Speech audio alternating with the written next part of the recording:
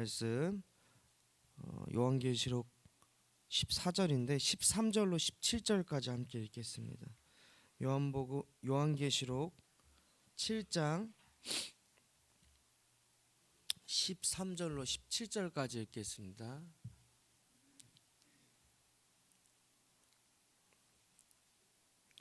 요한계시록 7장 13절로 17절까지 말씀 함께 읽겠습니다.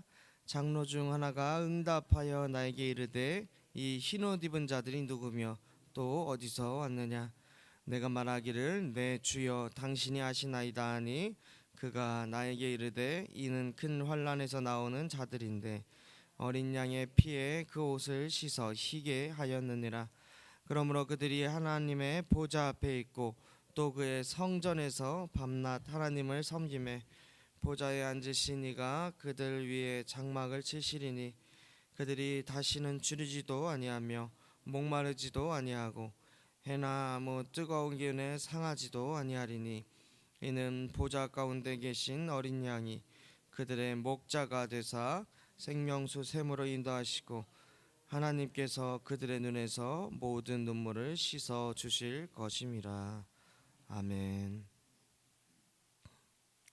오늘도 주님의 은혜가 넘치는 하루가 되시기를 간절히 소망합니다. 우리 요한계시록 말씀 보고 있습니다.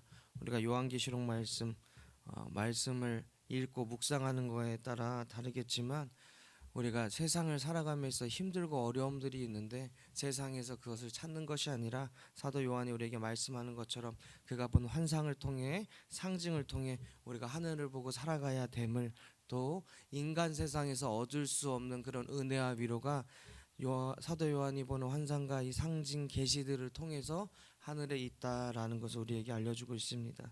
그래서 우리가 요한계시록 전반부에 보시면 교회들 소아시아 7교회를 통해서 그 편지를 통해서 교회들의 믿음이 어떻게 돼야 된다, 그리고 또 우리 교회들을 돌아볼 수 있는 그런 말씀을 전하고 있고 또 믿음으로 살기 힘들고 어려운 시기에 하늘의 위로를 얻고 하늘을 바라보라, 천국을 바라보라 그렇게 말씀하고 있습니다. 그래서 우리가 이단들이 요한계시록을 통해서 우리에게 말씀을 전할 때 이 땅에 있는 것들을 통해서 14만 4천 명이나 어떤 상징적인 숫자를 통해서 우리를 현혹하게 할 때 그것들이 이 땅에서의 것들이 아니라 우리가 하늘을 바라보고 하늘의 위로를 통하여 얻어야 되는 것임을 우리가 기억해야 됩니다. 오늘 특별히 우리 장로의 문답을 통해서 시작을 하고 있는데 13절 말씀을 보면 장로 중 하나는 이제 앞서 나오는 24장로 중에 한 사람을 지칭하고 있습니다. 그 장로 중 하나가 사도 요한에게 질문을 하고 있습니다. 이 흰옷 입은 자들이 누구며 또 어디서 왔느냐? 이 장로 중 하나가 이 흰옷 입은 자들을 몰라서 사도 요한에게 물어보고 있는 것이 아니라 이 지금 요한계시록 묵시문학의 전형적인 문답 형식으로서 흰옷 입은 자들을 강조하고자 특별히 이런 문답 형식이 사용이 됩니다. 그래서 흰옷 입은 자들은 9절에서 언급하듯 주님을 찬양하는 사람을 이야기하고 있습니다. 그래서 사도 요한이 환상을 보면서 환상에 등장하는 이들을 어떻게 정확히 알 수가 있었겠는가? 그래서 오늘 말하고 있습니다. 내 주여 당신이 아시나이다 이렇게 말하고 있는 거예요. 사도 요한이 장로 중 하나에게 주여라고 이렇게 말하면서 천상에 있는 존재에게 존경의 표현을 호칭하고 있다라는 것입니다. 그래서 장로 중 하나가 사도 요한에게 문답 형식을 통하여서 흰옷 입은 자들의 이 실체를 알려주고 있는데 큰 환난에서 나오는 자들에게 어린 양의 피에 그 옷을 씻어 희게 하였느니라 말하고 있습니다. 그 큰 환난은 우리가 6장 11절에서 증거하고 있듯이 죽임을 당하는 환난을 가리키고 있습니다. 그런데 이 흰옷 입은 자들, 죽임을 당하는 환난을 받은 자들은 순교자들만 이렇게 지칭한다 그러기보단 어떤 고난의 상황 가운데, 어려움의 상황 가운데, 힘든 상황 가운데서도 주님을 증거하고 있는 증인들을 말하고 있다라는 것이죠.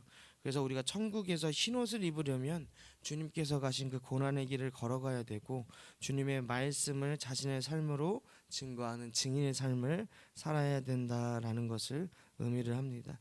그리고 또 흰옷 입은 자들이 어린 양의 피에 그 옷을 씻어 희게 하였다 함은 예수님의 보혈로 회개하여서 죄 사함을 받았다라는 것을 의미를 합니다. 우리가 실제 생각하기로는 붉은 피로 옷을 씻었을 때 씻기지도 않을 뿐더러 붉은 피로 옷을 씻었다고 하더라도 옷이 붉게 물들 수는 있지만 옷이 희게 될 수는 없습니다. 무엇 때문에 이것이 희게 된다라는 것을 의미합니까?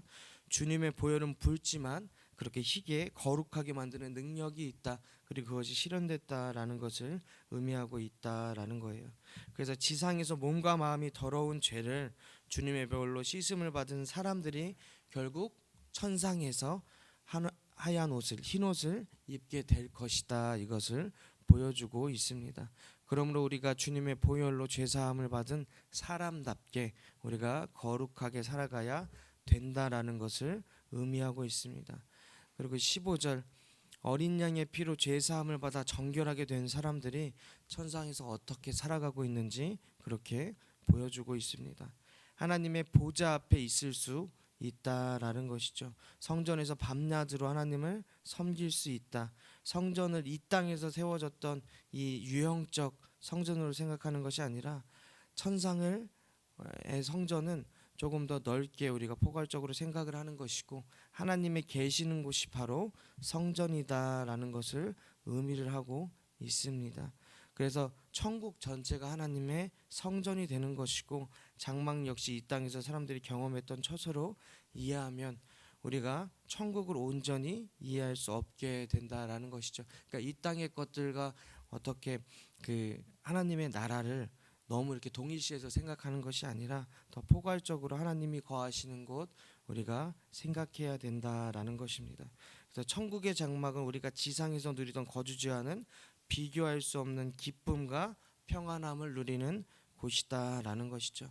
우리가 요한계시록에서 많은 의미를 통해서 많은 말씀을 통해서 어떤 천국의 모습을 우리에게 보여주고자 하지만 우리가 아는 것처럼 말로 표현할 수 있는 것은 유한하기 때문에 우리가 천국의 모습을 계시록의 말씀만 통해서 우리가 깨닫기에는 어려움이 있습니다. 그래서 인간의 유한적으로 어떤 표현하는 것들이 우리가 해석하기에 따라서 달라질 수 있음을 우리가 늘 기억하면서 이런 묵시 문학들을 살펴보아야 합니다. 그래서 16절 이어서 보시면 그들이 다시는 줄이지도 아니하고 목마르지도 아니하고 해나 아무 뜨거운 기운에 상하지도 아니하리니 오늘날 성도들은 완성될 하나님 나라에 가면 줄이지도 않고 목마르지도 않고 목이 상하지도 않을 것이다. 그렇게 믿고 살아갑니다. 너무나도 당연한 말인데 굳이 장로 중 하나가 왜 이 말을 하였겠는가? 이 사도 요한이 살던 시대적 상황을 고려해야 된다라는 것이죠. 이 당시 어제도 말씀드렸지만 기독교인들에 대한 핍박이 너무나도 심했다라는 것이죠. 그리스도인들의 삶이 녹록하지 않았고 먹고 살기가 쉽지 않았다라는 것입니다.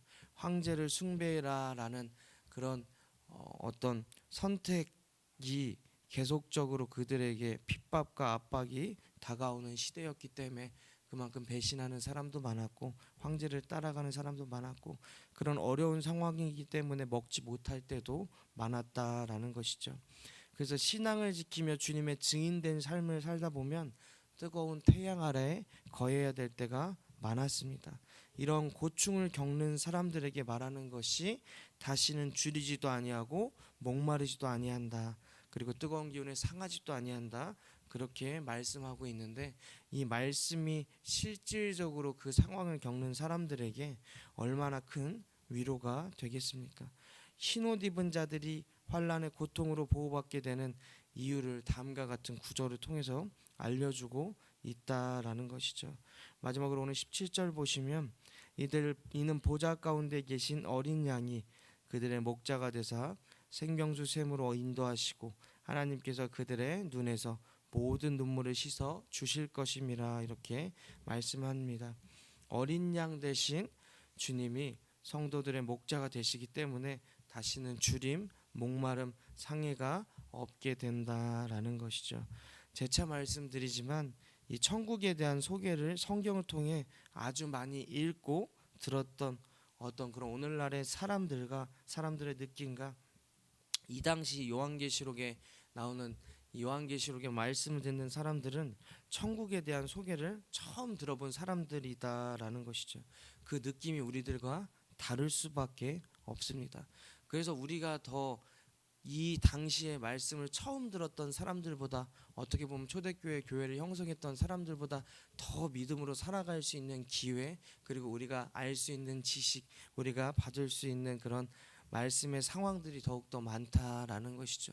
근데 우리가 과거에 비해서 지금 그들의 믿음보다 더 훌륭한 믿음의 삶을 살아가고 있는가는 돌이켜 보아야 한다라는 것이죠.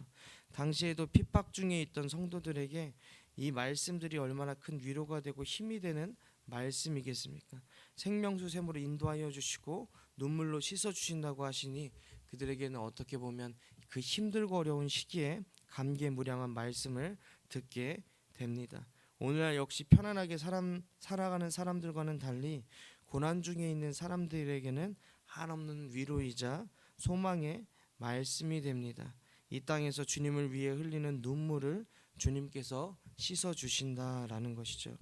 그러므로 우리는 주님을 위한 삶을 살다가 받는 어려움으로 인해 흘리는 눈물을 부끄러워하지 않으시기를 바랍니다.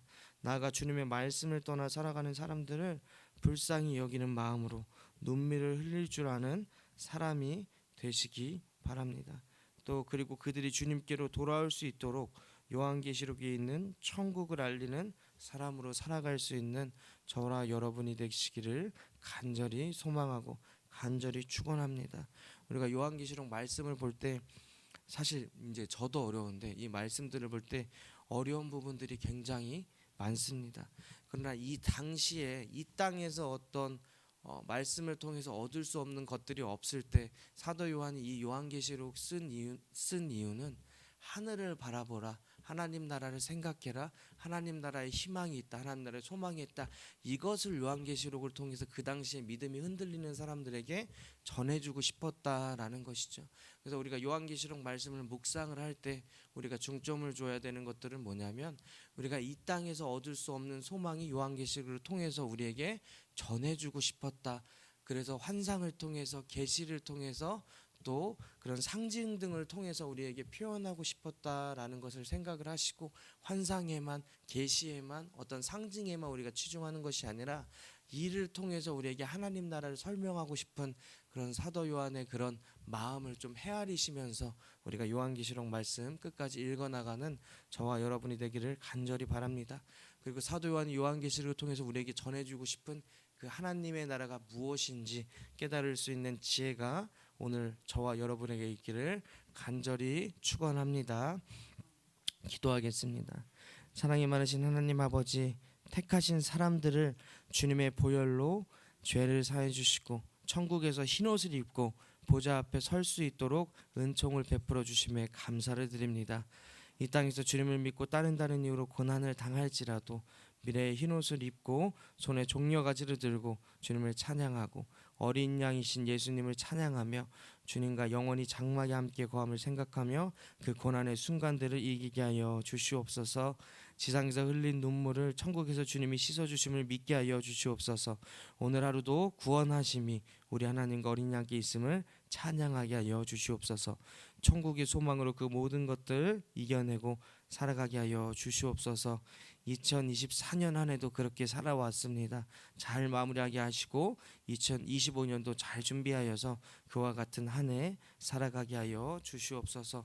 주님이 우리에게 보여주신, 우리 요한계시록을 통해서 말씀하시는 그 하나님 나라를 깊게 우리가 묵상하게 하여 주시고 온전한 그 말씀의 뜻을 헤아릴 수 있는 지혜가 저희에게 있게 하여 주시옵소서.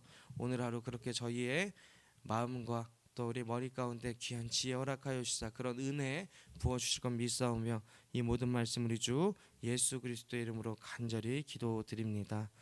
아멘. 오늘도 하나님 나라를 깊게 묵상하게 하는 주님의 은혜를 기억하며 늘 기도하며 나아가시기를 바랍니다. 사랑이 많으신 하나님, 우리와 늘 함께하여 주심에 감사